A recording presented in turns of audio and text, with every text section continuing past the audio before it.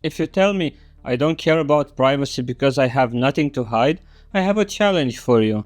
Right now, unlock your phone, hand it to me, and let me scroll through your photos, your search history, and your DMs while I broadcast it live on the internet. Oh no? Why not? You said you have nothing to hide, right? See, that's the problem. We've confused secrecy with privacy.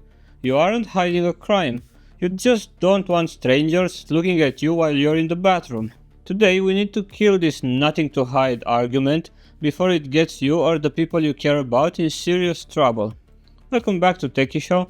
So, the most common thing I hear when I tell people I self-host my photos or run my own servers is, dude, why go through the hassle? I'm just a regular person. The government doesn't care about my cat photos. And you know what? You're right. The government probably finds your life just as boring as you do. But this isn't about the NSA or the FBI, it's about control, and right now, you have none. So let's reframe this. Privacy isn't about hiding bad things, it's about consent. When you say I have nothing to hide, you are implicitly saying I'm okay with anyone using my data for anything they want. You're saying it's okay for a data broker to sell your location history to your insurance company so they can raise your rates because you visit a fast food joint 3 times a week. It used to be that we chose what we shared. Now the default is that everything is taken and we have to fight to keep a tiny scrap of it private. Here is the practical tech angle that people miss. We might have nothing to hide, but do you have nothing to lose? Because nothing to hide usually leads to lazy security. The more data you sprinkle around the internet, your address, your phone number, your mother's maiden name, the easier you make it for a scammer to steal your identity.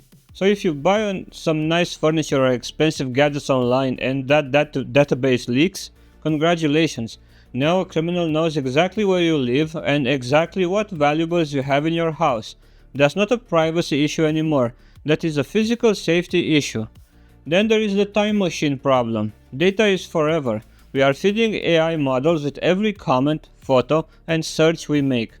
We have no idea how that data will be used in 2035. Maybe a joke you made on Twitter in 2025 gets you fired in 2035.